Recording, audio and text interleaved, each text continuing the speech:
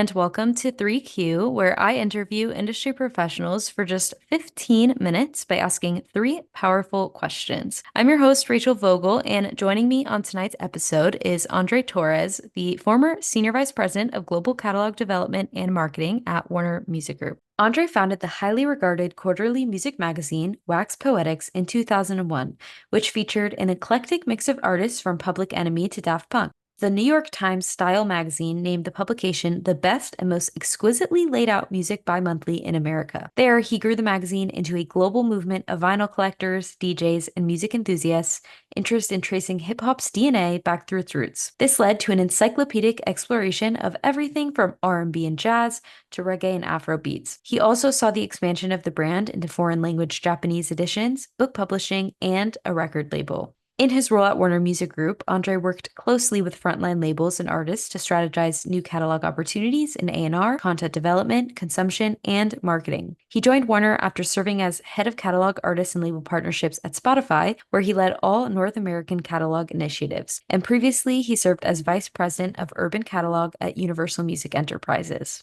So, Andre, lovely to have you on the podcast. How's it going? It's going well. Thank you very much, Rachel. Thanks for having me. Great to hear. Glad to have you on. Are you ready for the first question? Not really, but yeah, let's do it.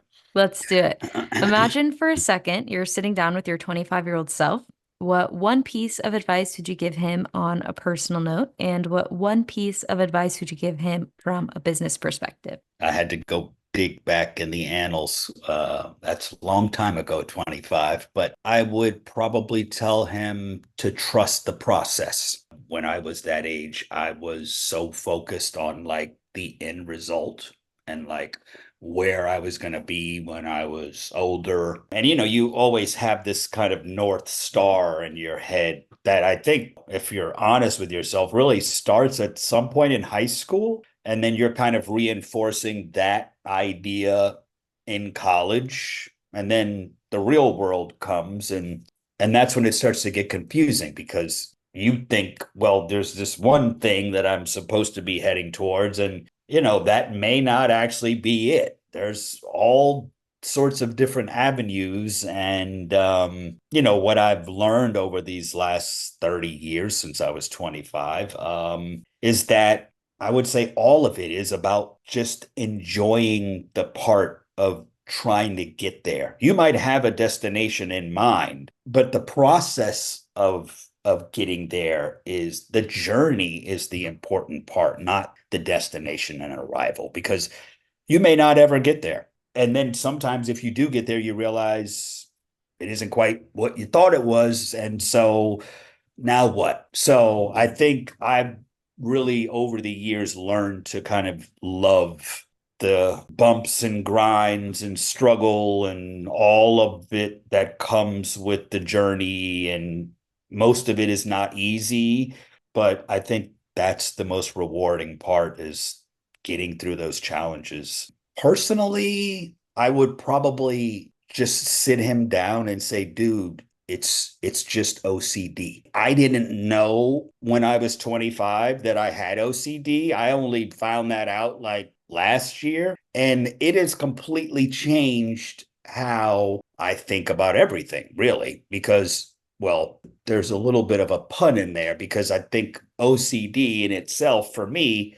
was about thinking too much. And I did a lot of that when I was in my 20s, trying to figure out my career and my life and where I was going to do and how I was going to build this and go here. And, I thought it was normal to sit around and think about those things for hours and possibly not sleep because of insomnia, because you've been so deep in thought. And I'm thinking, I'm getting an edge on everybody. I'm using my time wisely to think about all these things that most people are not spending their time. I know I'm outthinking them, is what I'm telling myself. And I didn't realize it was counterintuitive to the entire process because, it's okay to think about something in moderation, is what I've learned. You might worry about the future and you might say, damn, I hope that I can get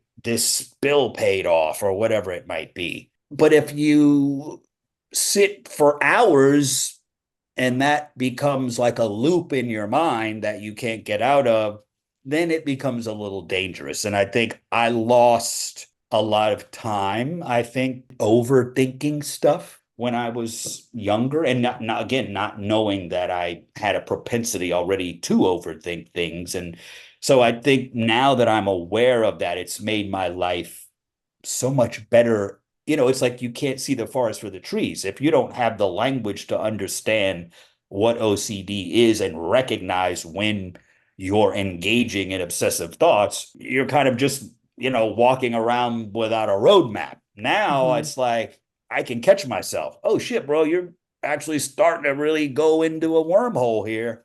And then I can pull back and be like, yo, that's your OCD at work, bro. Chill. And in the end, I would say it's all about being here now. That's the one thing I've realized. It's all because you're letting your mind take over instead of just being present and in the moment and enjoying that and not worrying about it and not taking that time in the moment to think about the future or the past or whatever. So, yeah, in the end, I think to wrap it up, that would probably be it. Be here now and stop overthinking shit. It's Yeah, harder than it language. seems. I know. That's why I say I try to spread this now that I'm aware because Mhm. I imagine I'm not the only one here. So, Yeah, I yeah. feel like that's a really important thing that a lot of people, especially like in music and probably just in entertainment in general and in any industry, experience. And it's Yes. just not really talked about publicly too much. Not So a lot of true. people share, their stories about it. Yep. So. So I'm out here as an advocate. Before we jump into the next question, I'm curious, have you always had an interest in working in catalog and working on catalog projects? And if so, what kind of initially drew you to that side of the business? Because again, I feel like not a lot of people that are in catalog talk about why they wanted to work in catalog. Yeah, and that's interesting. I was something I was thinking about in regards to your questions, and it was possibly one of the ideas I was playing around with for the third one. But that's a great question, by the way. And I think it's hard for me to even kind of pinpoint because I didn't even know what catalog was. That's like an industry term, and I just listened to music, and some of it was old and some of it was new, and so I never really made that much of a distinction. But I think becoming a record collector and digging for samples that had been, flipped by Dr. Dre or a DJ Premier, and the kind of the excitement of finding those and owning those records definitely, and again, it all came through hip hop. I'm hearing them sample these songs, some of which I may have recognized, and others I had no idea about. Some of them were in my father's record collection. So, I began to sort of connect the dots between how this older music was being taken and turned into something new. And, I went to art school, and, I was big Picasso fan and knew all about modern art and collage. And, so I'm looking at that process similarly, just from an audio standpoint, in the way, especially the early days of sampling and, the collaging of sound. So I saw it as like a very kind of modern sort of way to take, used material. So it wasn't until I started getting more serious about this idea about starting a magazine that talked around about those records and those artists who you would hear stories about, but you would probably never get an article written in Rolling Stone on some of these guys. So it wasn't until I think I got into reaching out to record labels for photographs and starting to kind of like now rub up against the industry a bit more that I started to kind of understand, oh, wait, you got to go talk to these guys, and who are those guys? I thought the record label says Blue Note. Yeah, but, you got to talk to the catalog. Oh, okay. And that's when I start figuring out the system with the major labels and Legacy and Rhino and UME. And yeah, kind of it was a learning experience. But once I started to really understand what I was doing in the context of the music industry, and I remember when someone hit me and was like, "Hey, there's a role here, that you might be interested in." And I was like, "Well, what is it?" It's like, head of urban catalog. And I was like, what's that? Like, I knew the term, but I'm like, that's like a thing. Like there's somebody who'd sit. So again, it wasn't even, I had to kind of learn on the job about a lot of it. That first year at Universal was, it kept my head spinning. So I think, I've recognized how important catalog is to people. There's big power in catalog. So That's really cool. All right, thank you. next question. Every industry has its dirty little secrets, and we all know that that's no different in the music industry. But sometimes people think that's a bad thing when that's not always the case. Sometimes they can be quite good. So, what's one secret you would like to share with our listeners about the industry? This one went left. I thought it was going one way, and then I realized, oh, wait a minute, I gotta go. So I thought long and hard about this. And, I think I haven't been in the industry officially long. I mean, I ran my magazine for 15 years and we were kind of rubbing up against it, but I wasn't in it. So 7 years now in. One of the things I think most people hear, especially about the modern music industry today, is that it's all bean counters and it's all lawyers and, it's all about making money and this and the other. And, while I think that holds true for the most part, it paints a picture of the industry as this sort of like group of mobbed up lawyers which again, looking at the history of the music industry, there's some truth to that. But what I started to understand is that, and this is the dirty little secret I'm not sure enough people are aware of, there are people in those buildings who love music, who are very passionate about music, who really want to do good things. They want to do exciting things and have a career that's meaningful and adds value to an artist and an artist catalog and help guiding their careers. The sad part is, and this is the not so dirty secret, those voices are typically overshadowed, unfortunately. Or those voices just get drowned out because over time they stop shouting. They're tired of banging on the wall and banging on the table and trying to fight for things that might put their career at risk, that they might then be out on a limb for and be responsible for something that may or may not work. You don't get a lot of chances sometimes. So I think it's unfortunate that I've found myself huddling up with these people in hushed corners in order to have these very meaningful conversations about music. And I would love if more of that was showcased and put at the forefront of what the industry is about, because I think most young people assume that's how everybody is. And, I've seen the process of people coming in and then it's like a pin in a balloon. They're a year in deflated and like, they can't understand and, their head's spinning and, I think it can be difficult for some people to kind of like deal with that, with the reality of it. You lived your life to get to this place. It's a dream. And then you get there and realize it's maybe not quite what you had thought. So, Mhm. I think we can make this industry a more welcoming place by, bringing the passion for music more to the forefront. Totally. You're just bringing up so many things that are hidden truths, but I am trying, you made it's me great. dig a little deep here. So I I was love like, it. what am I going to do here? So yes, nice one, Rachel. I have to give you Amazing. credit. You got me Thank you. thinking Thank here. you. So yes. All right. Well, final question. Throughout your career, I can only imagine you've been asked plenty of questions, whether it was for an industry conference, the media, or even a promotion. But throughout all of those interviews and all of those questions, there has to be one that you've never been asked but would have liked to. So, Hmm. what is that question and what would be your answer? Wow, yeah. This is another tough one here. As I mentioned earlier, got my degree in art and painting specifically. And so when I left college to move to New York, I thought I was going to go to grad school, either at Pratt or somewhere to get my master's in painting. That's all my teachers kept. Oh, you're talented and you can go and get your master's and then you can teach at Yale. And they had this whole idea about what I should do.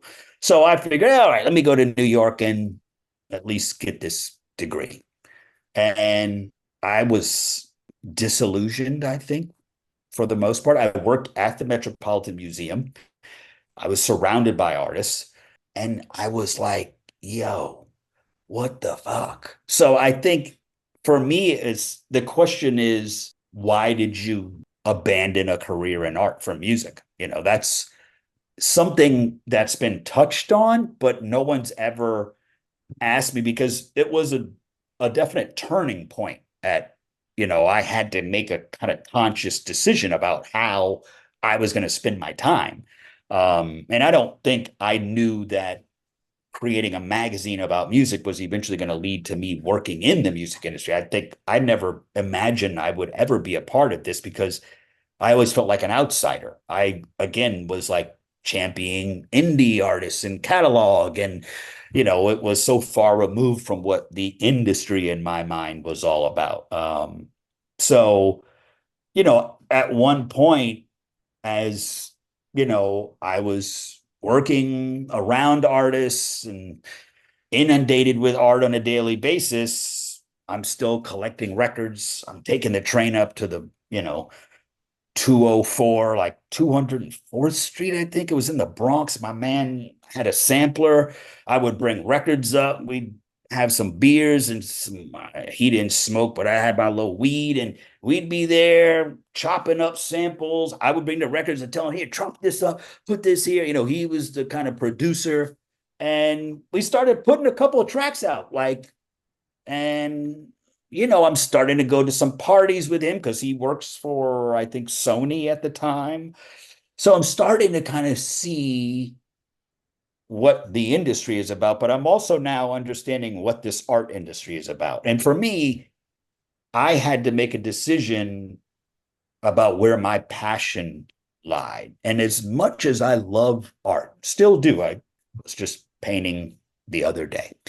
Now, again, not as a professional, but more as a hobbyist. I think that's where it kind of went weird. Like music was my hobby while I thought I was going to be an artist. I used to listen to a ton of music while I was making art, but then at some point, music became my career, and then painting and art became my hobby. So, what I started to understand is how music was so much more of a universal language. It registers with people so immediately, and it's not something you can fake. You can see when people are reacting. It's like a physical reaction to music, like banging their head or moving it's like that I found is not the way people experience art. I just found music to be, for me, like the supreme art form. I'm very happy with the decisions I've made and how I wound up, as like part of the actual industry. Like I said, I never imagined I would be. So it's been very rewarding. And yeah, I think art will have to take a second to music in my life. Yeah, really Thank you. insightful answers. Thank you. I appreciate that. I tried to give Yeah. him some thought. I was telling my wife in case, oh my God, I'm like, I gotta do this. Oh, don't worry, you're gonna kill it. I'm like, what? No. You So killed it. yeah, I'm glad you're happy. So that's all I need to know. Awesome. So thank you very Well, much. it is about time we close out the episode. So, Andre, thanks again for joining me. It's been a pleasure to have you on the podcast. It's been a pleasure being here, Rachel. Thank you again for having me. And yeah, let's do it again sometime. And to everybody listening, hope you enjoyed tonight's episode. Stay tuned for next week of 3Q, where I interview industry professionals for just 15 minutes by asking three powerful questions. See you next time.